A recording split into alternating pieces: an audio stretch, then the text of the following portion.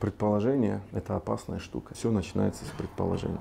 Поистине сатана проходит сквозь человека через кровь. И ученые склонны говорить, что это в прямом смысле этого слова. Через кровь идет, током крови проходит. Разрыв отношений между мусульманами – это очень опасная бритва, которая сбривает и уничтожает веру человека. А не сообщить ли мне вам о том, что лучше, нежели степени поста, намаза, милостыни, величайшие благие деяния – это хорошие, праведные, благочестивые отношения между мусульманами. А ведь разложение между мусульманами, она есть сбривающая. Говорю, что это сбривает веру. Один раз учитель спросил у своих учеников, почему, когда люди ссорятся, они кричат? Потому что теряют спокойствие, сказал один. Но зачем же кричать, если другой человек находится с тобой рядом, спросил учитель. Нельзя с ним говорить тихо. Ученики предлагали свои ответы, но ни один из них не устроил учителя. В конце концов, учитель объяснил это так.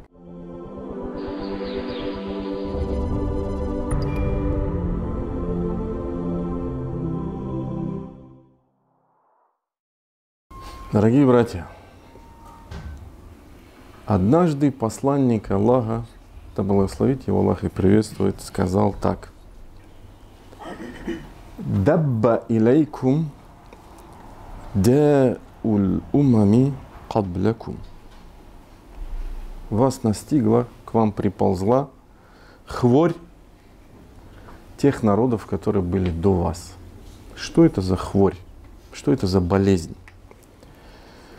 Аль-хасаду валь-бахда. Зависть и ненависть. Хия аль-халика. И пророк ﷺ объясняет, что представляют собой эти два качества. Он говорит, хия аль-халика. И эти два качества сбривают. Ла акулу тахлуку шар. Я, говорит, не говорю, что это сбривает волосы. Что бритье, все у нас ассоциации с чем? С волосами, правильно? Уалякин тахлукуддин. Однако сбривает религию, веру сбривает. Уаллади нафси биядихи. Клянусь тем, чьей длани душа моя. Ла тадхулу джанна. Вы не войдете в рай. Хатта ту'мину. До тех пор, пока не уверуете. Уаля ту'мину. И не уверуете до тех пор, хатта тахаббу. До тех пор, пока не полюбите друг друга. Афаля унаббиукум бима юсаббиту залика лакум. А не рассказать ли вам, что это, что даст вам это? Что вас утвердит в этом? Афшу саляма байнакум. Распространяйте приветствие мира среди вас. Также пророк ﷺ в другом хадисе говорит: «Саюсибу уммати». Мою умму постигнет хворь предыдущих народов. Они спросили: о посланник Аллаха, что же это за хворь, что это за болезнь? Тогда он сказал: «Аль-ашару, валь-батару, валь-такаthуру, валь-ташахуну». И словно мы это сегодня видим, все это с вами. «Фид-дунья валь-табагут, валь-тахасуд, хатта якуна аль-багью, сумма аль-харадж». Он сказал: «Аль-ашар». Что такое аль-ашар? Ашар куфру ни'ма. Это неблагодарность. Ты видишь, это проявление неблагодарности среди людей, среди мусульман, в социуме, в семье, везде. Валь-батару. Валь-батару, что такое батар? Ат-тугьян. Это проявление несправедливости, тирании и так далее. Или же трактуют шиддатуль марахи валь-фарах. Чрезмерная радость, ликование, которое порицается в исламе. Также так и трактуется еще и так. Вот такаthур. То есть это преувеличение, имеется в виду благ и так далее. Вот ташахун. Взаимные ссоры, конфликты. Фиддунья. Ради чего? Ради мирского, в этой мирской жизни. Вот табагут. Взаимная ненависть, злоба, накопление злобы. Вот тахасуд. Накопление взаимной зависти до тех пор, пока не будет баги. Баги — это тирания. Это уже когда чувства, негативные эмоции переходят в агрессию. Сумма аль-харадж. А затем харадж. Харадж трактуется как массовое убийство. Вот так пророчествовал посланник Аллаха. Да благословит его Аллах и приветствует. И как я уже упомянул, мы можем видеть это сегодня, проявление всего этого сегодня. Вот тут мусульмане собрались, начали какое-то маленькое какое-то дело, бизнес, проект. Не успели начать работать, законфликтовали. Поссорились, разошлись, начались ссоры, конфликты. Конфликты это одно, ссоры это одно, проблема же в другом. Проблема в последствиях. Что происходит? Накапливается ненависть, злоба доходит до ссор, ругани, именно уже словесной, а возможно телесной. Не дай Аллах обвинений в нечестии, не дай Аллах обвинений даже в куфре, может быть. Хорошо, если совесть и разума, то есть хватит людям, да, сесть, договориться, примириться или посредством третейского шариатского суда разрешить все эти вопросы. Но порой, и как правило, к сожалению, все заканчивается плачевно. Плачевно как? Люди избегают друг друга, не общаются друг с другом, презирают друг друга, ненавидят друг друга. Хотя пророк, саллаллаху алейхи ва саллям, он что сказал? Что он сказал? Иякум мавван. Остерегайтесь предположений. Фаинна ванна акзабуль хадис. Поистине предположения это самые лживые разговоры. Валя тахассасу. Не пытайтесь нащупать, то есть разузнать. Есть вопрос, приди спроси. Это имеется в виду. Валя таджассасу. Не шпионьте, не следите. Валя тахасаду. Не испытывайте друг другу зависти. Валя табагаду. Не испытывайте друг другу ненависти, злобы. Валя тадабару. Не поворачивайтесь друг к другу спинами. Как это происходит? А так ведь происходит. Вакуну ибадаллахи ихван. Будьте братьями Аллаха. Будьте рабами Аллаха. Братьями. Хадис приводит Бухари. А ведь пророк, да благословит его Аллах и приветствует, сказал: ля яхиллю ли муслим. Не разрешается, не есть халяль, то есть есть харам. Избегать своего собрата более 3 дней. Вот они встречаются, этот отворачивается, этот отворачивается.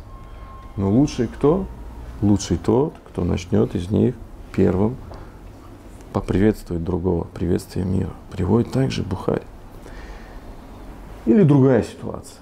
Мы взяли бизнес, возьмем другую ситуацию, возьмем работу общественную. Организация, открылись, работают. Некоторые мусульмане не сработались. Возможно, кто-то приехал из братьев, хочет открыть новую мечеть, новую организацию.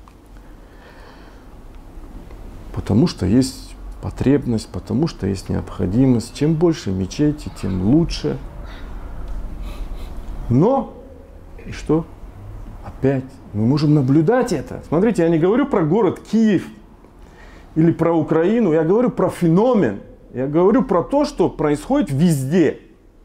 Во всем мусульманском мире, во всем исламском мире. Это происходит. И когда я говорю об этом, наверняка сразу же к вам приходят примеры из вашего ближайшего окружения. Почти что уверен. Но будьте уверены, это везде, сплошь и рядом. Я не говорю про конкретные какие-то вещи. Я говорю про феномен, про то, что происходит в мусульманском мире. Одна сторона считает, как же так, новую мечеть откроют, это же масджид Дирар, вплоть до такого может дойти. Это будет мечеть Дирар, как было при посланнике Аллаха. Открывают, что фитна была, раскололась, почему не с нами, почему тень. Эта сторона скажет: да, блин, аузу билля, мы же благое делаем, хотим благое, мечеть хотим открыть. И вот так, вроде бы те, которые верят во Всевышнего, молятся в одну сторону, Каабы, Киблы, не могут найти общий язык. Поразительные вещи.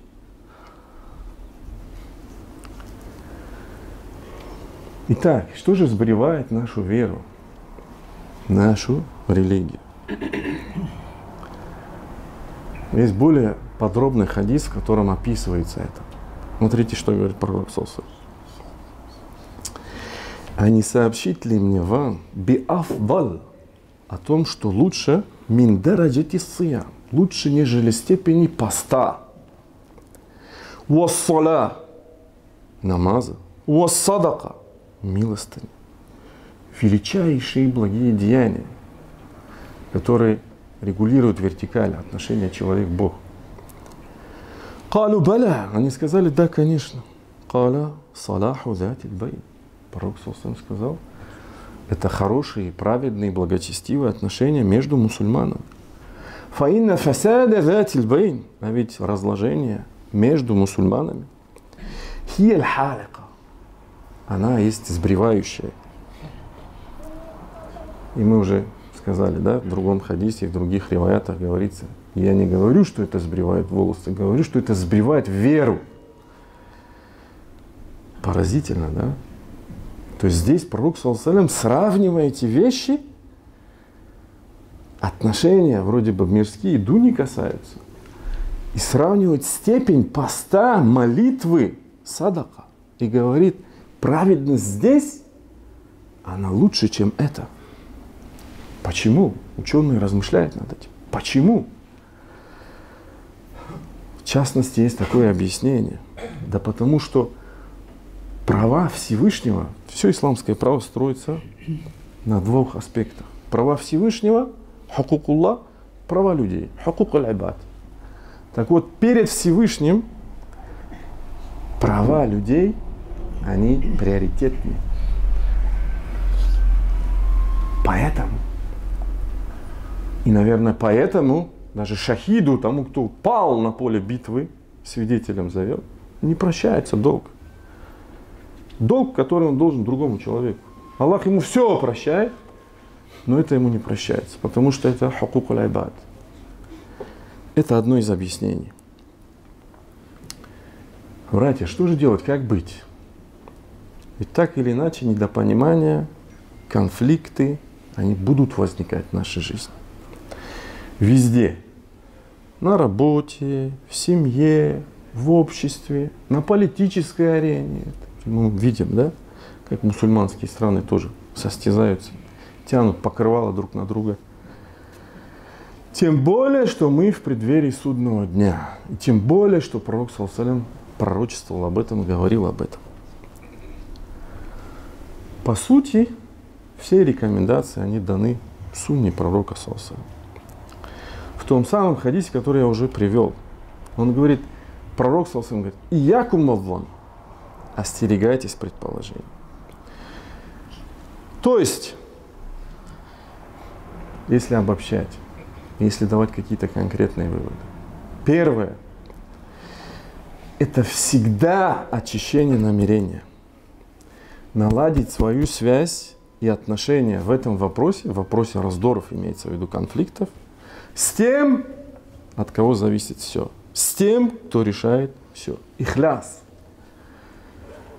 Если я не хочу ссориться с кем-то, то ради него. Если хочу примириться с кем-то, ради него. Это важно. Далее, предположения, о которых я только что упомянул. А ведь обычно так и начинаются все проблемы. Придумывание, додумывание, накручивание. И очень часто это происходит в переписках. Да?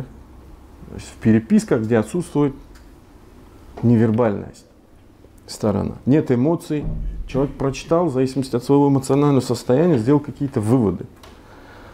Накрутил, додумал, перевернул все, в зависимости от своего состояния. Подумал плохо о брате свое. Все это вылилось в ответное какое-то сообщение. Это ответное сообщение вылилось в еще какое-то ответное сообщение. А шайтан радуется. Аплодирует, возможно.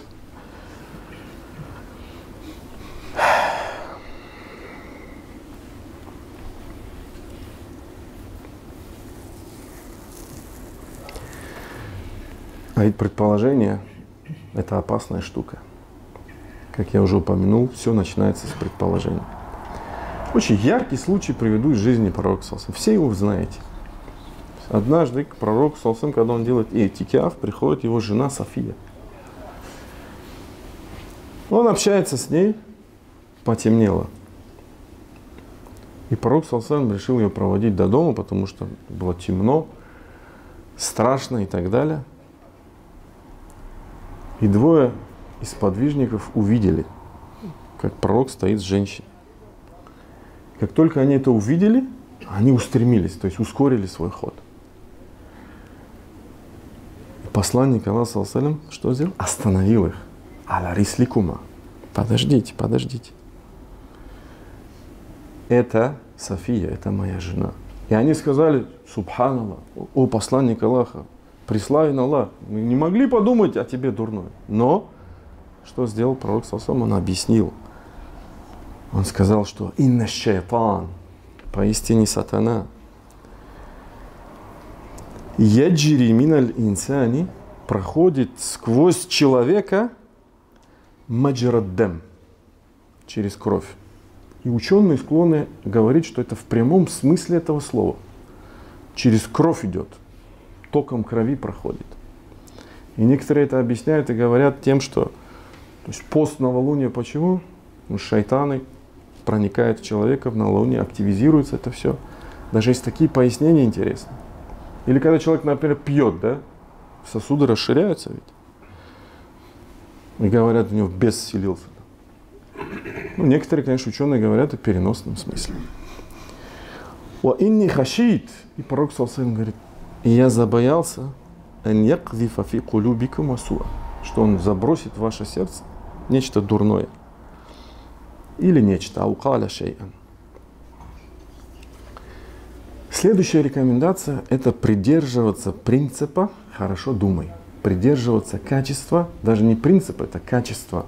Очень самое интересное, да? Есть морально-нравственные, этические качества человека, мусульманина. Есть книга, известнейшая книга имама Аль-Газали «Хулукуль муслим», нравственность мусульман.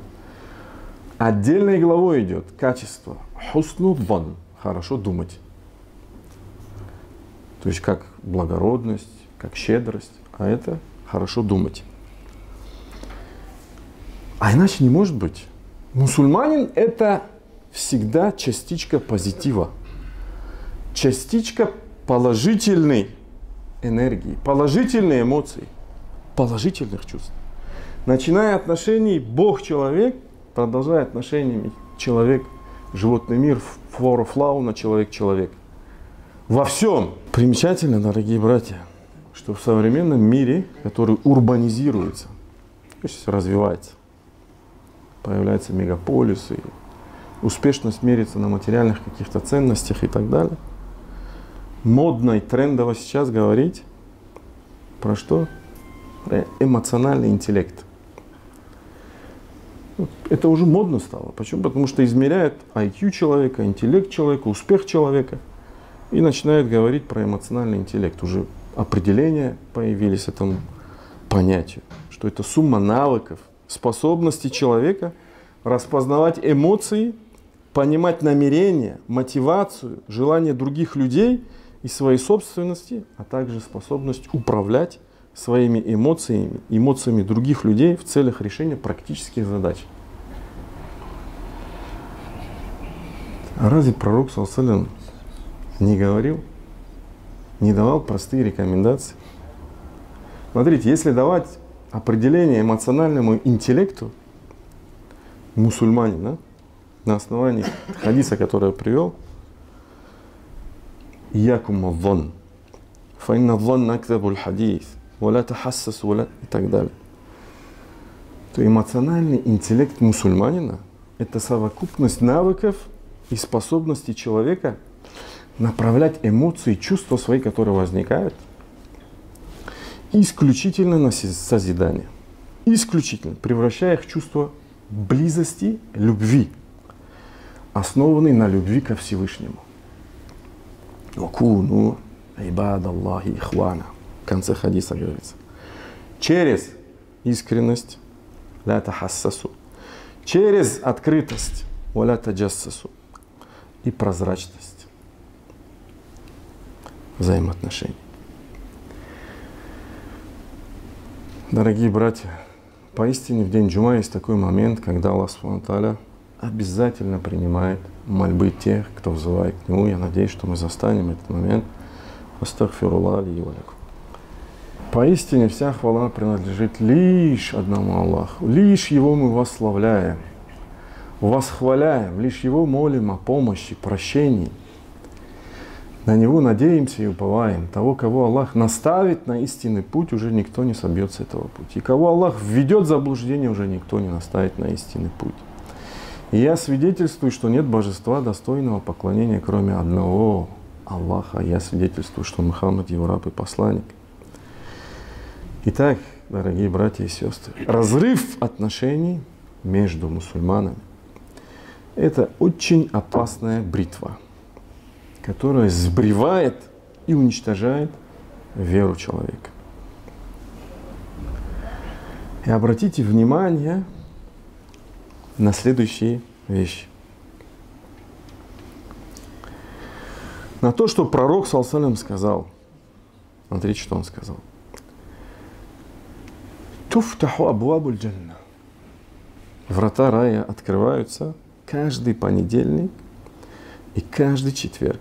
И прощается каждому рабу Аллаха, мусульманину, который не предает Аллаху сотоварища ничто, кроме человека, канат байнаху ва байна ахихи шахна, между которым и братом которого есть шахна, конфликт, ссора. И говорится, «Ундуру хадайни хатта ястала». Посмотрите на них, подождите до тех пор, пока они не примирятся. Приводит Муслим. Дорогие братья, отношения между теми, кто познал Всевышнего, на этом все строится. Кто полюбил Всевышнего, кто засвидетельствовал, что нет божества, достойного поклонения, кроме одного Аллаха, оно было настолько важно в понимании посланника Аллаха. А посланник Аллаха, да благословит его Аллах и приветствует его пророк, и более того, в законодательстве второй источник в исламском. Он обратился, пророк обратился в своей сокровенной мольбе к Аллаху. Вот что упоминается. Однажды пророк проезжал мимо мечети Бену Муавия, и он вошел в мечеть и совершил 2 раката, и мы помолились вместе с ним, передают сподвижники. И он обратился с длинной мольбой к своему Господу. А затем пришел к нам и сказал: я попросил своего Господа о 3 вещах. О чем же он попросил? В этой длинной мольбе. И он даровал мне 2, в одной отказал. Я попросил, чтобы моя умма не была погублена засухой. Фа'атанияха. И Аллах даровал мне это.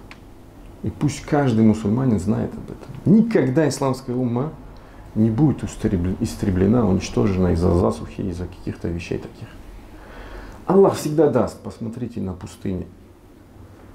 Там вроде ничего нет, но есть нефть. Самые богатые страны, да, сегодня считаются. «Васаальтуху алла юхлика уммати бил гарак». Я попросил своего Господа, чтобы он не истребил мою умму через потоп. Фа'атанияха. И он даровал мне это. Как это было с народом Ноя, да? Аллах гарантировал им это, даровал это. «Васаальтуху». Пророк попросил о самых важных вещах для своей уммы. Это особенная молитва была, особенная мольба. Именно поэтому он попросил, потому что это то, что реально истребляет умму. Оно в одном контексте проходит. Я попросил своего Господа, чтобы не было распри, чтобы не было бед внутри уммы, между мусульманами. Фаманааняха. Но Аллах не даровал мне этого. Потому что суннатуллах. Потому что это установление Аллаха. Потому что это мир испытаний. И Аллах не дал ему это. И в заключение, приведу удивительный случай. Я не знаю, достоверный, недостоверный, но он рассказывается, передается. Я как-то его уже приводил на одной из проповедей. Но он достоин того, чтобы его каждый раз приводили. Один раз учитель спросил у своих учеников, почему, когда люди ссорятся, они кричат? Потому что теряют спокойствие, сказал один. Но зачем же кричать, если другой человек находится с тобой рядом, спросил учитель. Нельзя с ним говорить тихо? Ученики предлагали свои ответы, но ни один из них не устроил учителя. В конце концов, учитель объяснил это так. Когда люди недовольны друг другом и ссорятся, их сердца отдаляются. Для того, чтобы покрыть это расстояние и услышать друг друга, им приходится кричать. Чем сильнее они сердятся, тем громче кричат. А что происходит, когда они влюбляются? Когда они становятся братьями ради Аллаха. Когда они становятся теми, кто встречается и расходятся ради любви Аллаха. И становится одной из тех 7 категорий, которые будут под сенью Аллаха в тот день, когда не будет иной сени. Потому что их сердца находятся очень близко. И расстояние между ними совсем маленькое. А когда влюбляются еще сильнее, что происходит, продолжал учитель. Не говорят, а только перешептываются и становятся еще ближе в своей любви.